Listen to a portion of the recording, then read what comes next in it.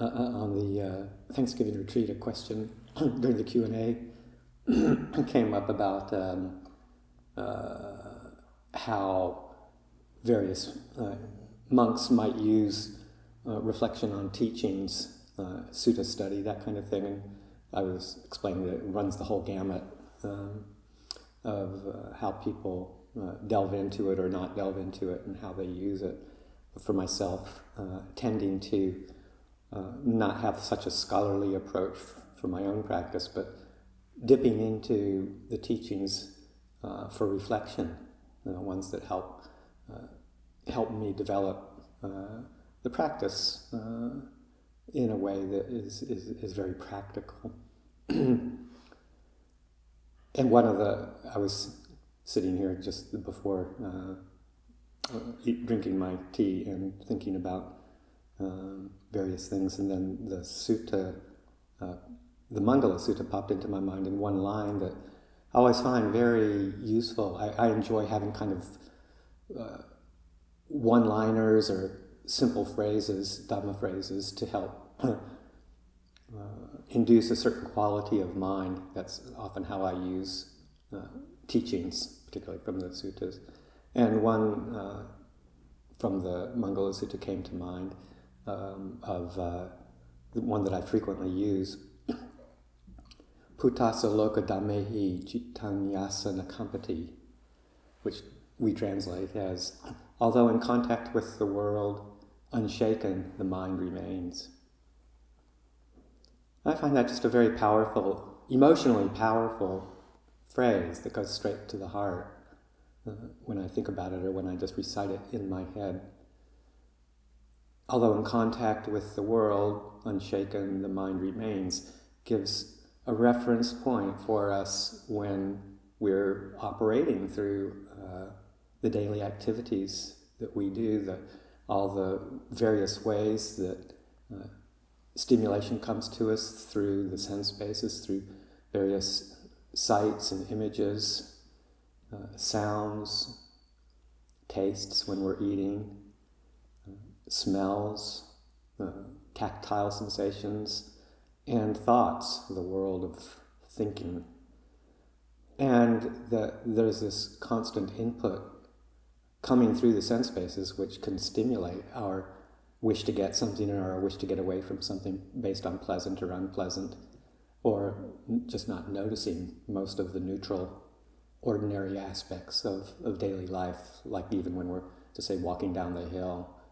How do we often get lost in thoughts rather than noticing the nature around us?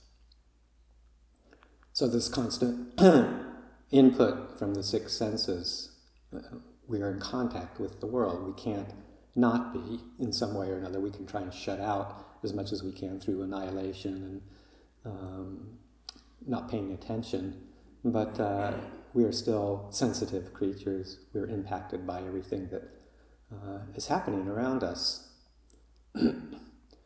So, although we're in contact with the world, unquestionably and unavoidably, unshaken the mind remains. This is the potential, so that we don't give way to distraction, to movement of mind that takes us into distracted or unwholesome states of mind. There's I've mentioned this before, but a movie that I saw before I became a monk, I think it came out in the 90s sometime, and I think the name of it was called Smoke, and it was, part of it anyway, was filmed from in Brooklyn, and from at a smoke shop, and the camera was set diagonally across the street, and it just filmed day after day, people coming and going and some of their life stories, what was going on as a reference point over time, but the camera itself remained steady, the view remained steady, and then the world unfolded in front of it and passed away in front of this one stable presence. And I like to think of the practice as developing that stable form of clear, grounded awareness that lets the world come through the mind rather than us going out to the world as it unfolds. So the mind remains steady, the world of the six sense bases comes through us, and our experience is one of stability, even though there's a lot of stimulation and input. The mind does not waver, the mind does not go out. And I think Ajahn, Lumpur Cha also mentioned that in some way. He said he didn't travel very much from the monastery because staying in one place, the monastery, he didn't have to go out and see the world because the world came in to see him.